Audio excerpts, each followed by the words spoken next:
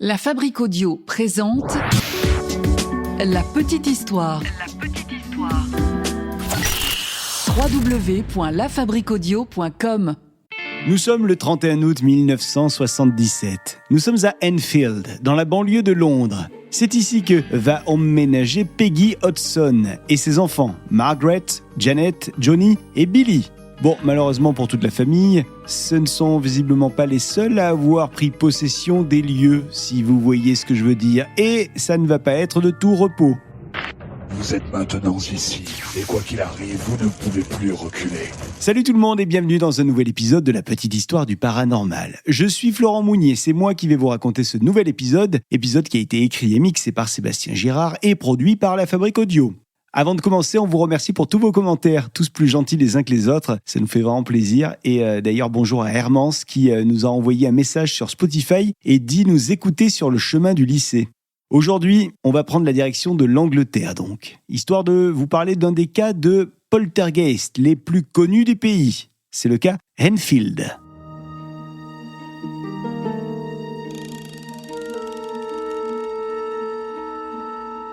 Nous sommes en août 1977. C'est le 31 août que Peggy et ses 4 enfants prennent possession de leur petite maison. La maison d'Enfield, qui est en banlieue londonienne. Tout se passe bien. Enfin, au début, tout se passe bien. Parce que très vite, tout va commencer à s'emballer. En effet, de temps en temps, les enfants jouent tranquilles. Comme pas mal de gamins, ils jouent à des jeux, à des Legos par exemple. Ils montent et démontent les Legos. Mais des phénomènes bizarres commencent à se dérouler pendant ces moments de jeu. Oui, pendant que les enfants jouent, des briques de Lego semblent soudainement s'envoler dans tous les sens.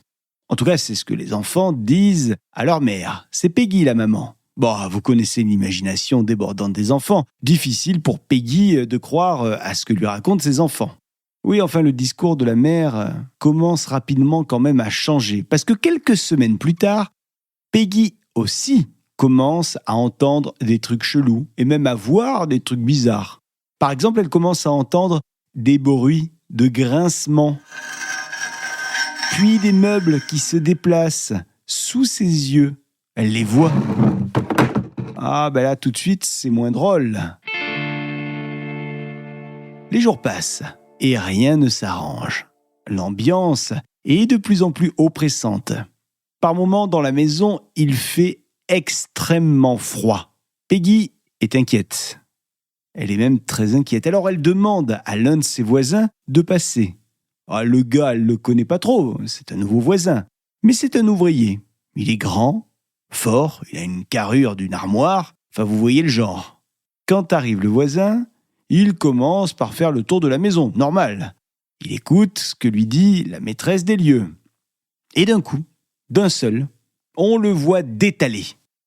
Ouais, le gars se barre et il part en courant. Et il part pour appeler les flics. En fait, ce qu'il a vu ne lui a pas vraiment plu. Alors 2 inspecteurs sont dépêchés pour venir visiter la maison. Ils auscultent tout au peigne fin. Et à la fin de leur enquête, ils concluent que les phénomènes qui ont lieu ici n'ont aucune explication.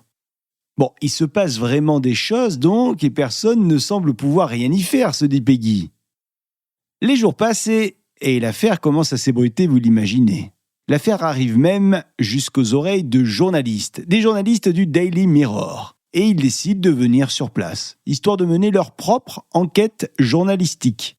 Un peu de sensationnalisme gratos, ça ne fait jamais de mal à personne, n'est-ce pas ?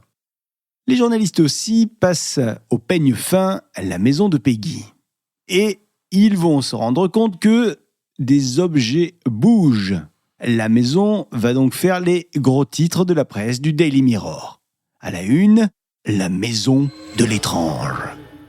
Ah oui, ça c'est un titre accrocheur. Et ça fait vendre. Mais ça n'arrange pas plus les affaires de Peggy, qui est toujours en proie aux phénomènes étranges de sa maison. Elle décide donc de se tourner, Peggy, vers une entreprise. La Society for Psychical Research.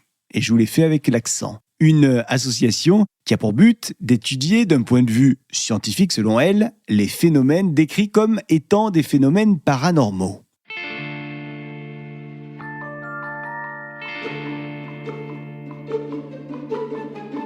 Et c'est un certain Maurice Gross, enquêteur du paranormal, qui va arriver sur place. Maurice, il ne vient pas seul. Il est accompagné dans cette mission d'un écrivain, Guy Lyon Playfair. Guy Lyon Playfair, lui aussi, c'est un spécialiste du paranormal. Et les deux hommes commencent donc à fouiner. Maurice et Guy vont même passer plusieurs semaines sur place, histoire d'enquêter sur ces fameux phénomènes étranges. Et ils vont notamment s'intéresser au cas Janet, l'une des filles Hodgson. Oui, parce que la petite Janet semble un petit peu plus touchée que ses frères et sœurs par ces phénomènes. Donc, ils l'observent.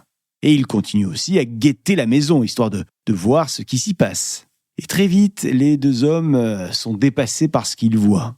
Je peux vous dire qu'ils voient énormément de choses troublantes. C'est en tout cas ce qu'ils disent.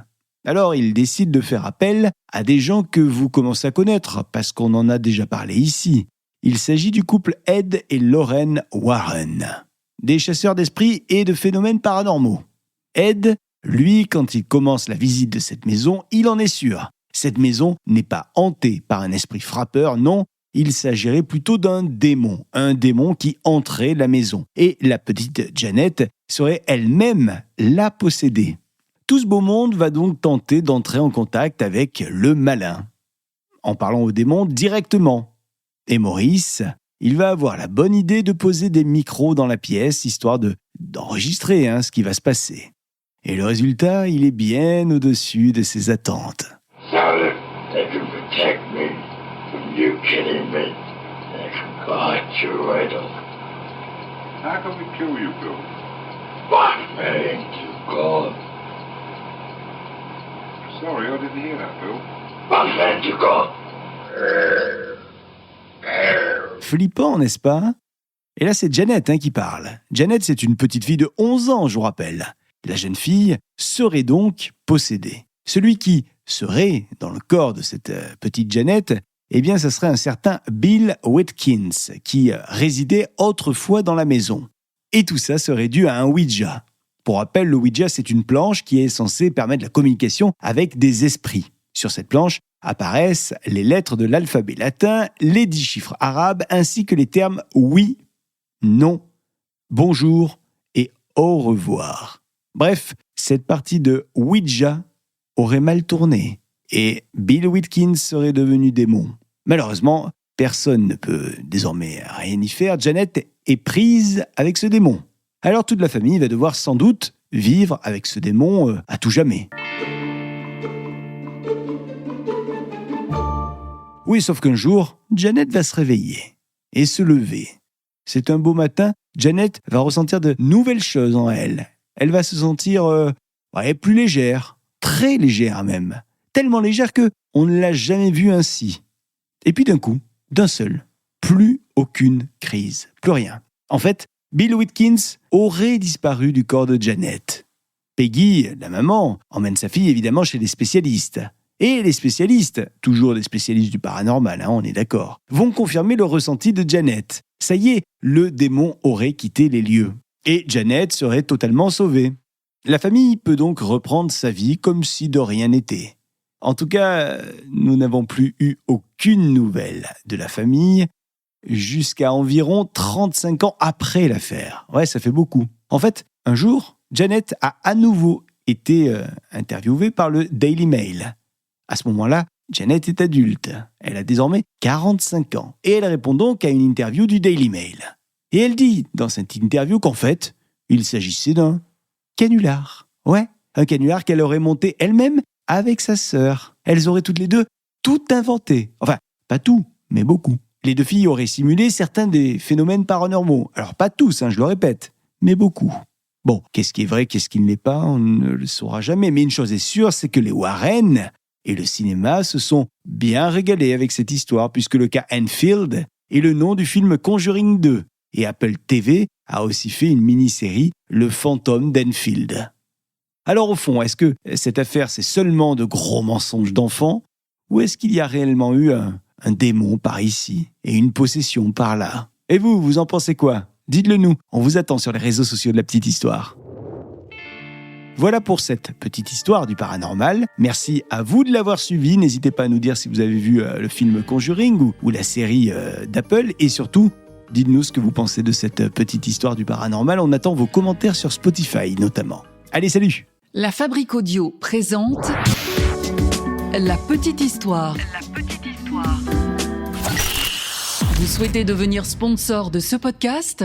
Contact @lafabriqueaudio.com. Avant de se quitter, je vous rappelle que La Petite Histoire est un podcast de La Fabrique Audio. La Fabrique Audio réalise des podcasts de marque et d'entreprise. Donc, si vous cherchez pour vous, pour votre entreprise, pour votre marque, un studio pour faire des podcasts, n'hésitez plus. Envoyez-nous un mail, contact@lafabriqueaudio.com, la fabrique avec un K.